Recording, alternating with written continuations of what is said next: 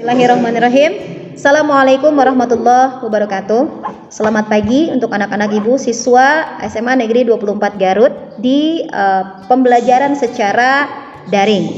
Alhamdulillah, sekarang kita sudah memasuki materi yang selanjutnya. Tapi sebelum kita memulai pembelajaran, sudah alangkah baiknya dan berkahnya ketika kita awali terlebih dahulu dengan membacakan doa sebelum belajar. Bismillahirrahmanirrahim. Rabbi zidni ilma warzuqni fahman. Oke, baiklah anak-anak semua. Untuk materi kita pada hari ini, kita masih belajar tentang bagaimana sih masyarakat Madinah ketika Rasulullah berdakwah di Madinah. Ibu akan menampilkan beberapa video. Silahkan kalian simak dan silahkan kalian pahami untuk kisahnya. Kondisi masyarakat Madinah sebelum Islam. Sebelum kedatangan Nabi Muhammad SAW, kota Madinah dikenal dengan kota Yastrib. Agama yang dianut di kota Yastrib adalah Yahudi, Nasrani, dan pagan, yaitu kepercayaan terhadap benda. Yastrib memiliki dua kebudayaan, yaitu kebudayaan Arab dan Yahudi. Mereka berkembang dan menyebar sehingga memiliki kebudayaan tersendiri. Selain itu, kedua bangsa ini berkembang menjadi beberapa suku atau beberapa kabilah. Adapun kabilah yang ada di Yastrib adalah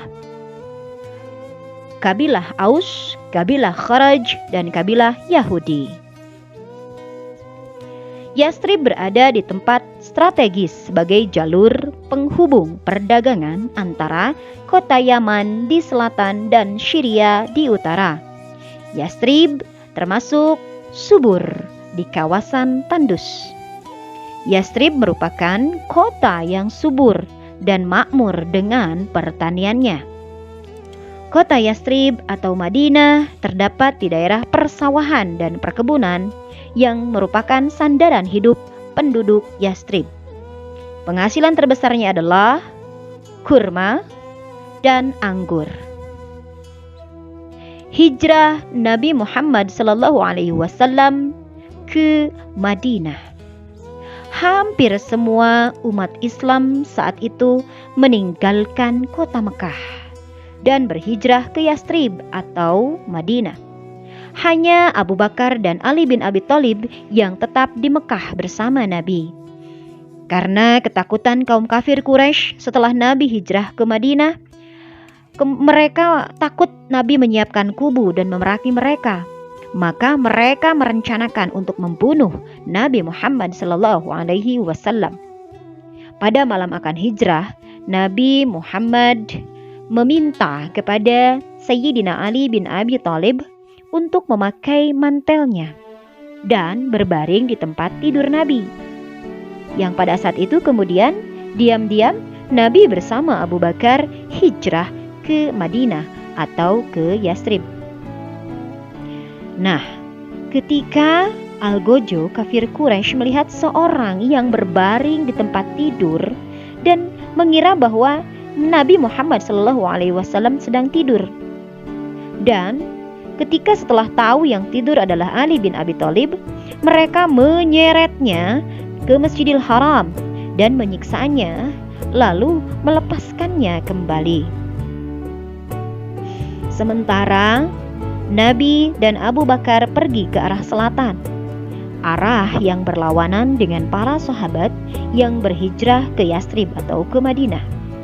Kemudian Nabi bermalam di Gua Sur sampai situasi aman. Ketika itu, kaum Quraisy mengadakan sayembara dengan hadiah 100 ekor unta bagi yang dapat menyerahkan Nabi Muhammad SAW.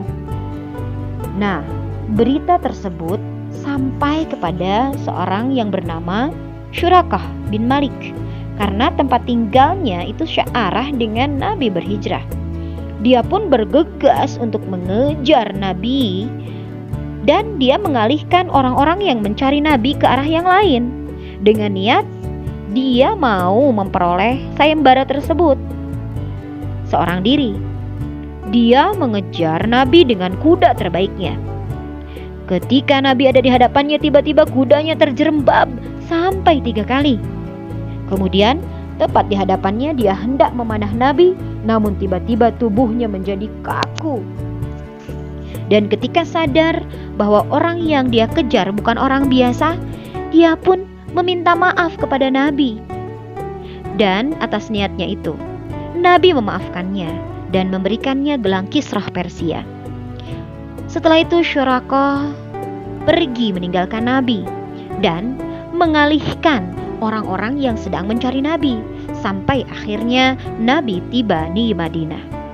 Langkah-langkah dakwah Nabi Muhammad SAW di Madinah. Prioritas pertama yang dilakukan Nabi di Madinah adalah membangun masjid.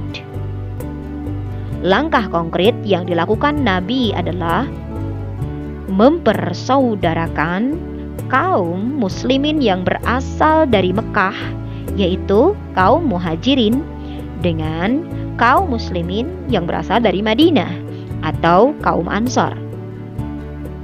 Langkah selanjutnya yang dilakukan oleh Nabi adalah bermusyawarah dengan para sahabat, baik muhajirin ataupun Ansor, dan musyawarah tersebut untuk merumuskan pokok-pokok pemikiran yang dijadikan undang-undang. Rancangan undang-undang ini memuat aturan yang berkenaan dengan orang muhajirin, Ansor, dan juga Yahudi yang hidup di Yastrib, yang bersedia hidup berdampingan secara damai dengan umat Islam. Dan undang-undang tersebut dikenal sebagai Piagam Madinah.